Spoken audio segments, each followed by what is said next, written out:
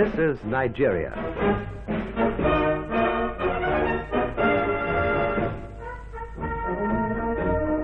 The African giant came of age on October the 1st, 1960, when it received its independence as a member of the British Commonwealth.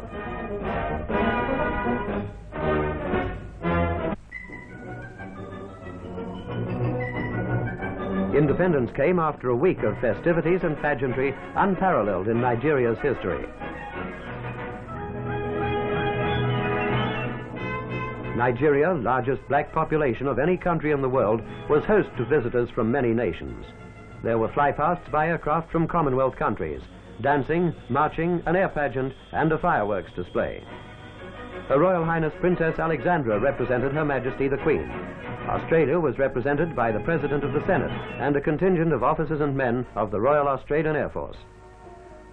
The RAAF men flew to Lagos, Nigeria's capital, in 3 Canberra bombers of No. 82 Bomber Wing, Amberley, Queensland, and a supporting Hercules transport from No. 36 Squadron, Richmond, New South Wales.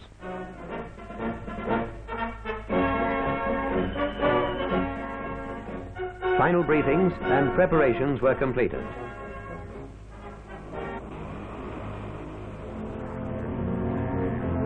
Operation Eastbound got underway. Ahead of these young men and their faithful aircraft lay 30,000 miles. They were to span 3 continents and 3 vast oceans before seeing their home base again. The officer commanding Amberley Base wishes the crews bon voyage and the aircraft prepare for takeoff. Operation Eastbound was to make history in more ways than one. It was one of the longest flights ever undertaken by the RAAF, and it was the first time Hercules and Canberra aircraft of any nation had combined to fly around the world.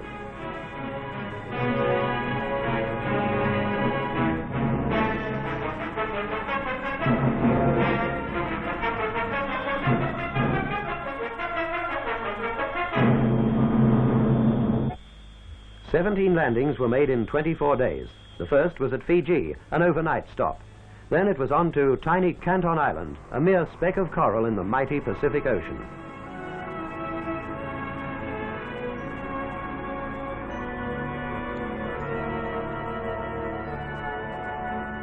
A pause for refueling and a quick look at the air terminal, and it was on again with the course set for Hawaii, a total distance of 1,900 miles flying for the day.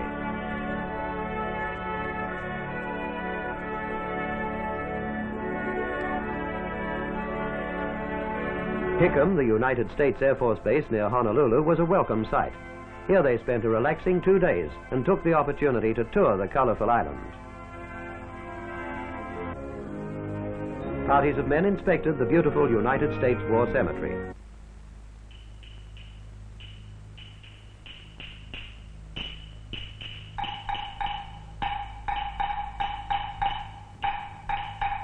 Many photographs were taken to show the folks at home, and the scenery at the Royal Hawaiian Hotel and Waikiki Beach was as good as ever. At the Hawaiian village, pigs were being roasted for an evening feast, and hula girls were dancing.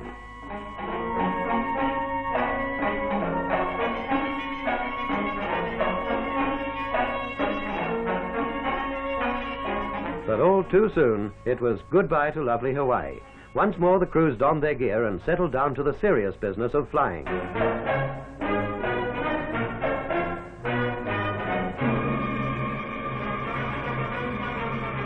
The aircraft spanned another 2,500 miles of sea before landing at Travers Air Force Base.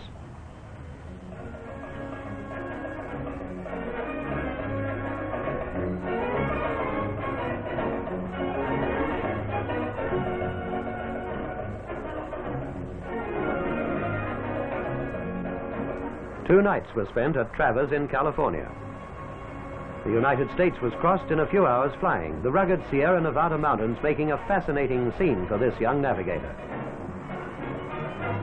These pressmen at Scott Air Force Base typified the interest displayed in the men from the Royal Australian Air Force.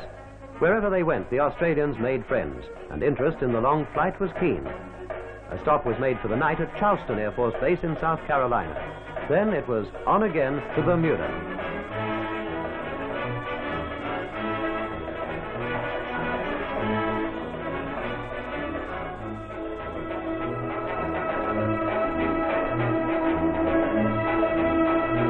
Here the airmen had a break from the exacting duties of flying. But it was ever eastward. The Atlantic was crossed after a night stop at the Azores, and the aircraft made an afternoon landfall at RAF station Luqa Malta.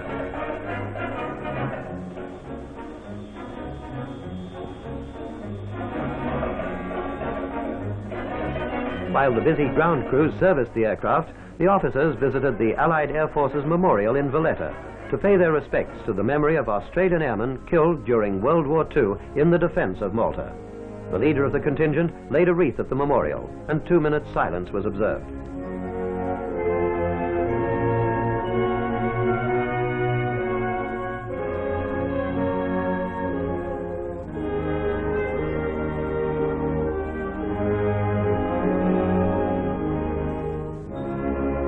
The Mediterranean Sea and the Sahara Desert were left far behind, and the jungles of Nigeria slipped by until Lagos was reached.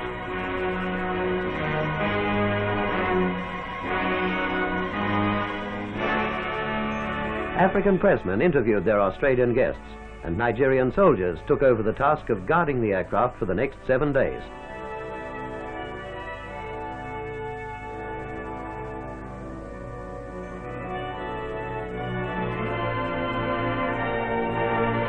There was talk of home when the President of the Australian Senate met the RAAF men at the airport and chatted with them about their trip.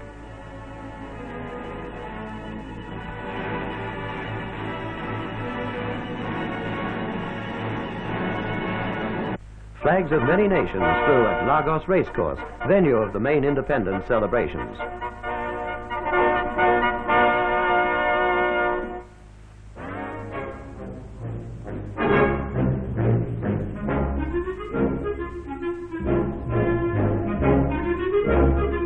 Looking radiant despite the heat, Princess Alexandria was driven around the arena to the delight of the thousands of Nigerians who packed the ground. The Nigerian Prime Minister joined Princess Alexandria on the balcony of the grandstand to watch a march past and procession which displayed many facets of Nigeria's progress.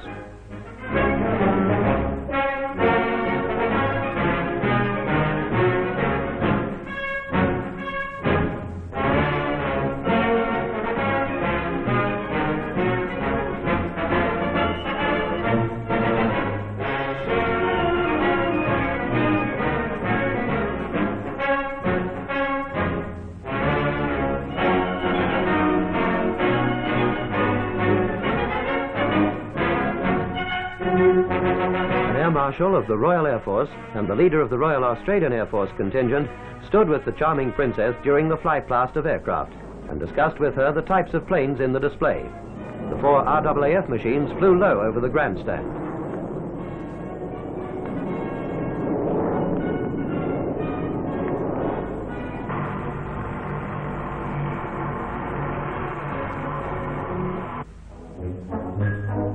Kano, the ancient mud-walled city in northern Nigeria, was visited by some of the RAAF men.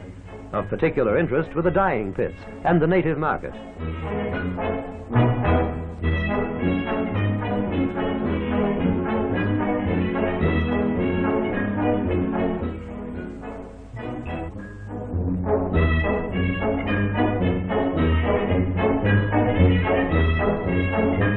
After a week in Nigeria, preparations were made for the long homeward journey. In appreciation of assistance given to the Australians, a mounted RAAF crest was presented to the liaison officer, Royal Nigerian Army, who had helped in so many ways. With the farewells completed, the aircraft was soon on their way.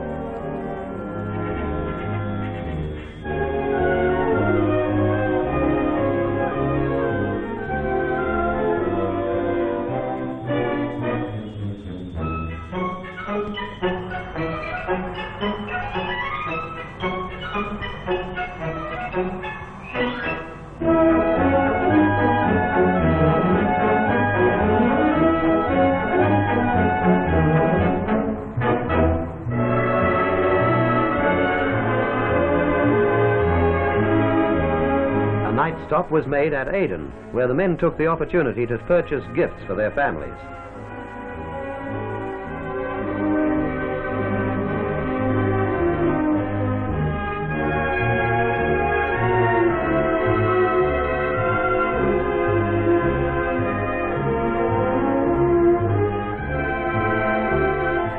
The aircraft were once again serviced by the efficient young ground crews. However, the planes required little maintenance, a practical demonstration of the high standard of efficiency in the RAAF.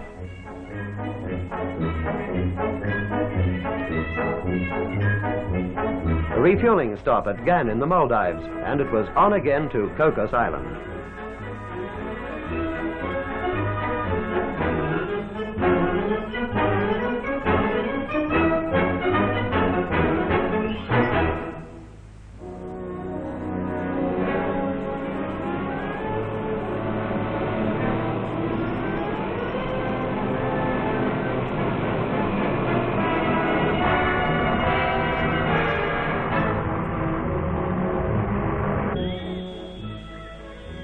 "1,800 long miles over the Indian Ocean were traversed on this leg of the journey, now in its final stages.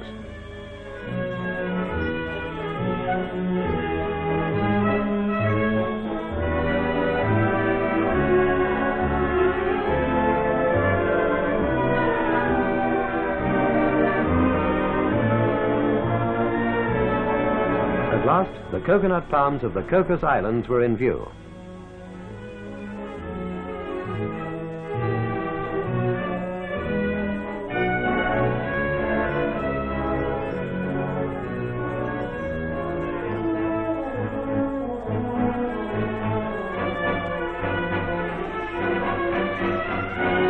The aircraft landed on the strip built by No. 2 Airfield Construction Squadron in 1952.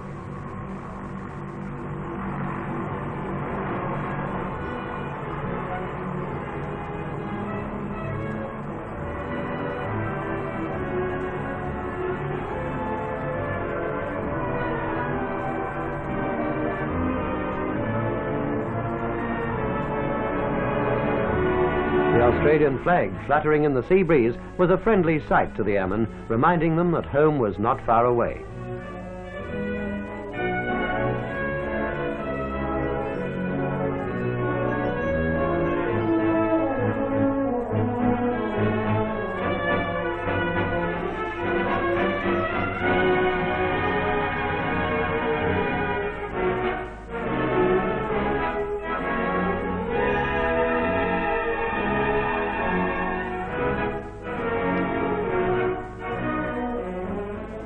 A night was spent at Cocos before leaving on yet another long sea flight to RAAF base, Pearce, Western Australia.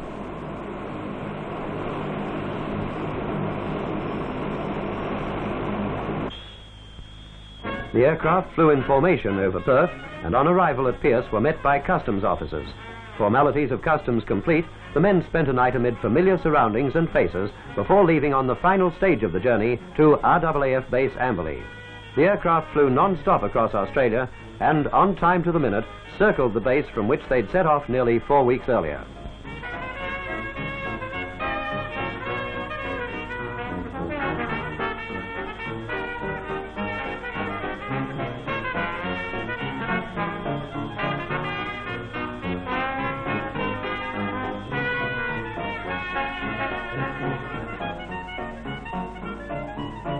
The leader of the flight is met and welcomed home by members of his family. Congratulations from the officer commanding Amberley base. Many relatives and friends of the men were waiting on the wet tarmac.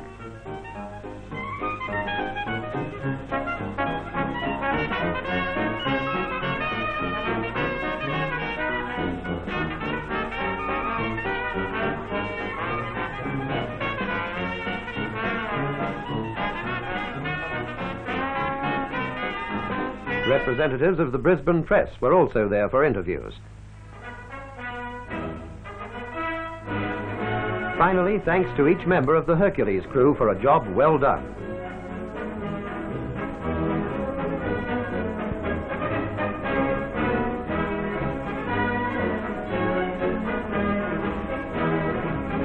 Australia can be proud of young men like these who are so ably carrying on the traditions of the Royal Australian Air Force.